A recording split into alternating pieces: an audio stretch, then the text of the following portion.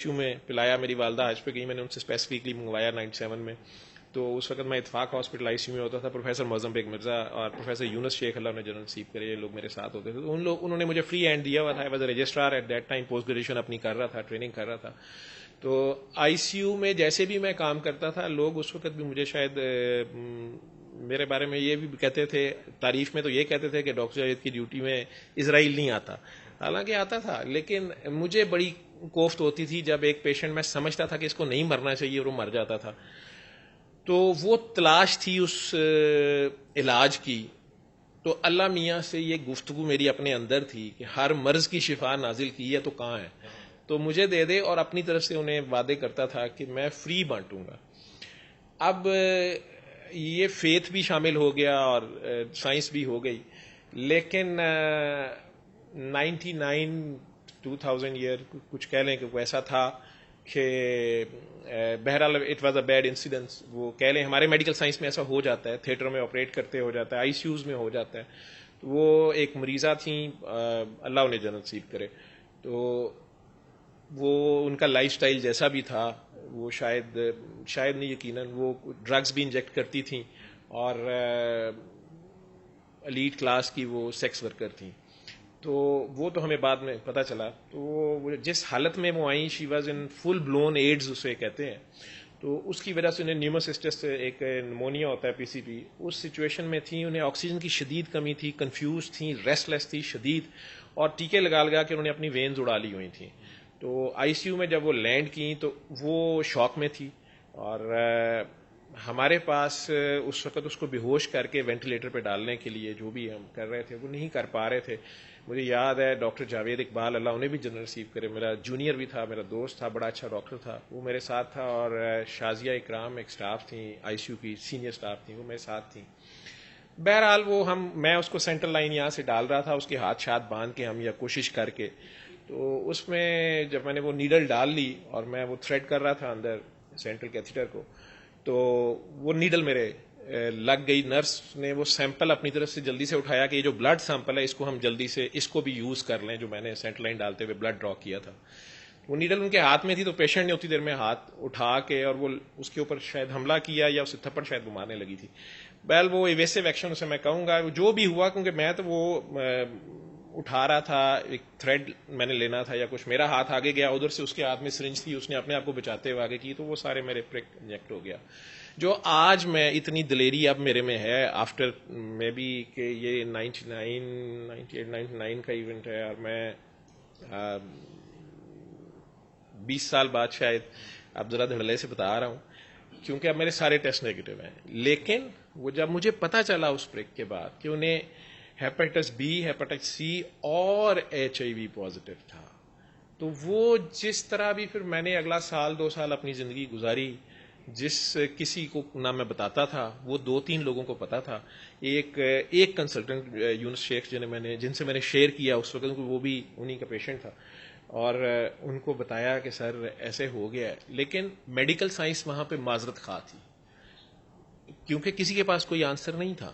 ٹھیک ہے, ان latest literature بھی اور سارا کچھ, تو جو اس وقت کی میئرز اویلیبل تھیں فوری, B وائرس کے اگینسٹ میں نے ویکسین میں کر سکتا تھا, وہ ہو گئی.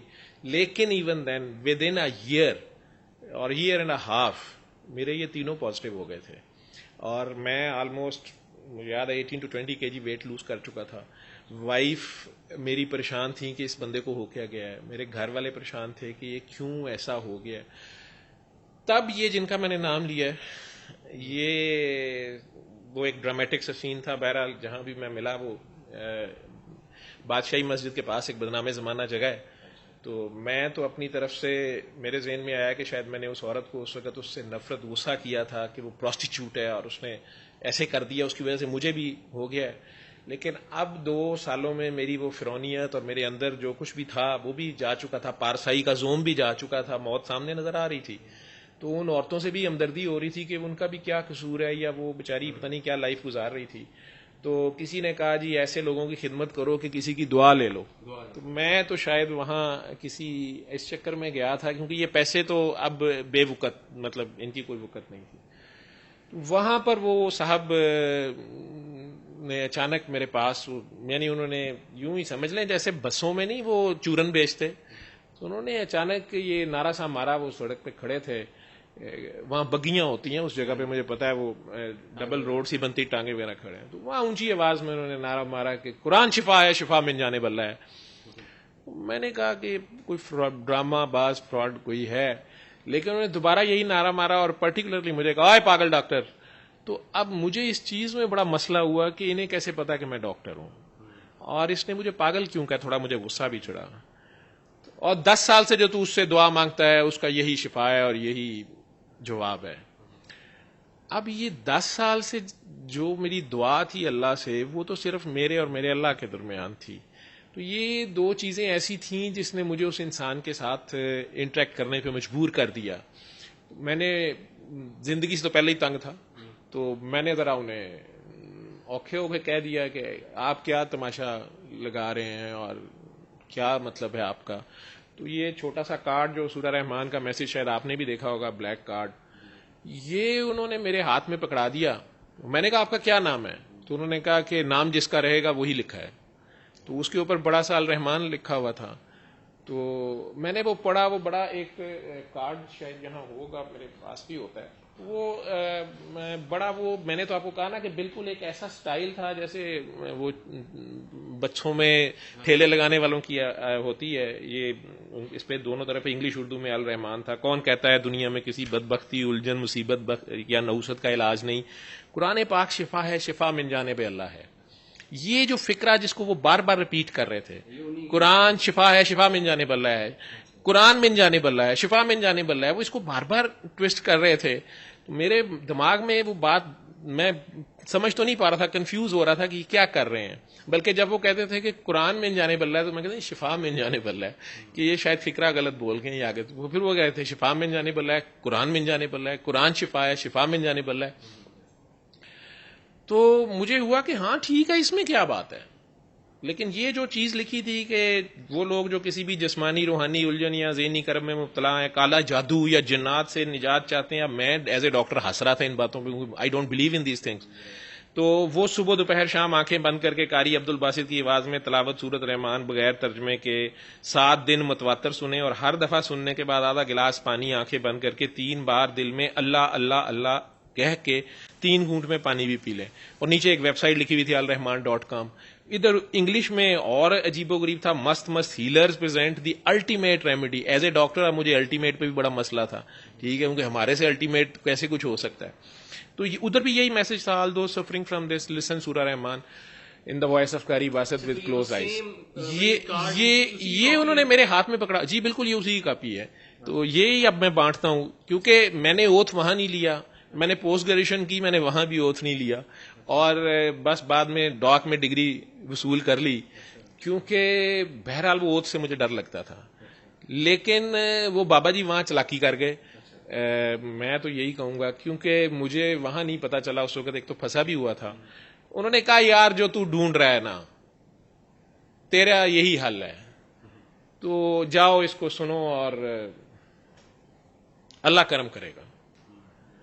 تو میں نے ایون ان کے ساتھ پھر میرا خیال تھا کہ اب یہ پیسے مانگیں گے کچھ یا کچھ کہیں گے, تو یا میرا نمبر مانگیں گے یا کچھ. تو میں نے کہا کرم اللہ ہی کرتا ہے, اور کس نے کرنا ہے.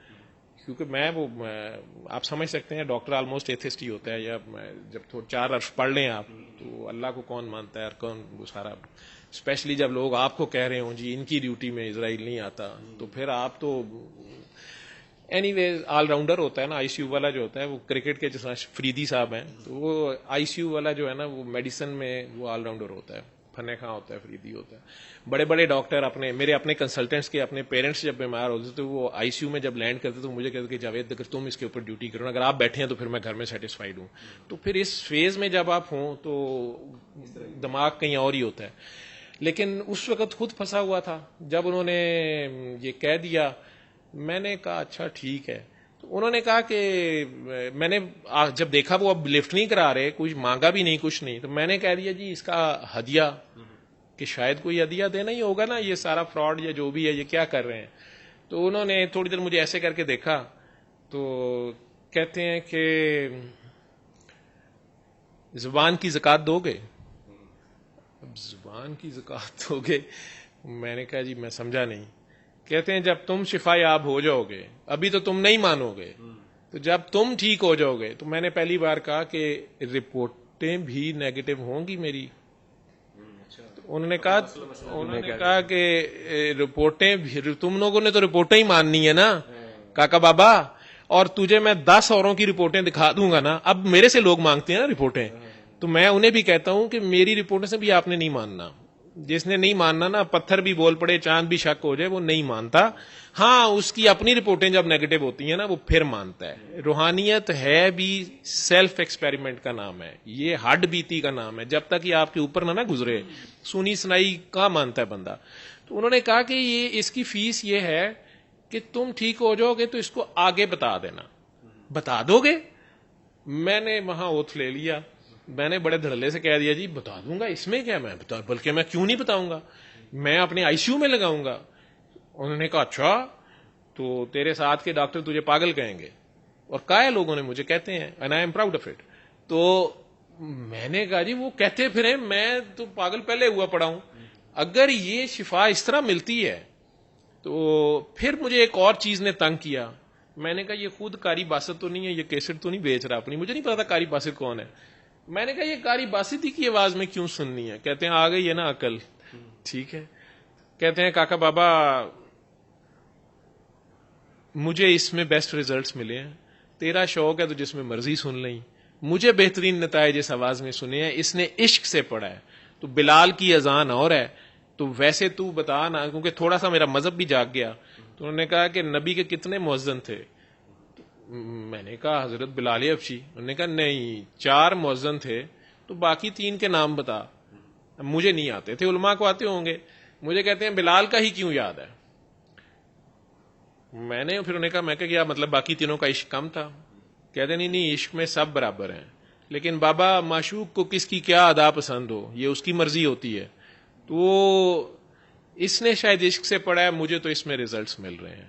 تو تیرا جس میں دل کرے گا سن لیں, بس آنکھیں بند کر کے یکسو ہو کے وہ ایک کی طرف دھیان کر کے پیش ہو جائیں, اس کی مخلوق کو معاف کر دیں. اس کی خاطر وہ ماں سے زیادہ پیار کرتا ہے, اور کوجیاں نو زیادہ کر دئی. وہ گلی تھی, وہ ہیرا منڈی تھی, وہ اینا دی انہوں بہت ہی فکر ہے, انہوں فرعون دی بہت ہی فکر سی. موسا دیا جتیاں ٹراکتیاں سنوں نے, پنجابی کے سٹائل میں بات کرتے تھے. اور موسا اس کو بچا, موسا اس سے پیار سے بات کریں. موسا اور یار اس کو تو وقت گناہگاروں کا پڑا ہوا ہے, یہی اس کی رحمانیت ہے. تو رحمان کے آگے پیش ہو جائیں نا, اس کی ادا اپنا لیں, تو پہلے معاف کر دیں کسی کو. میرے دل میں بھی تھی grievances, I think I was 30 years about. میں شادی ہوئی بھی تھی, میرے بچے تھے میرے. تو کچھ زندگی میں آپ نے مختلف دکھ جھیلے ہوتے ہیں, غصے ہوتے ہیں. اسپیشلی اپنی شادی نہیں, شادی اللہ نے میرے پہ بہت بڑی مہربانی کی ہوئی ہے. میری اللہ نے بہت بڑا تحفہ, بہت بڑی خاص نعمت سے مجھے نوازا ہوا ہے. تو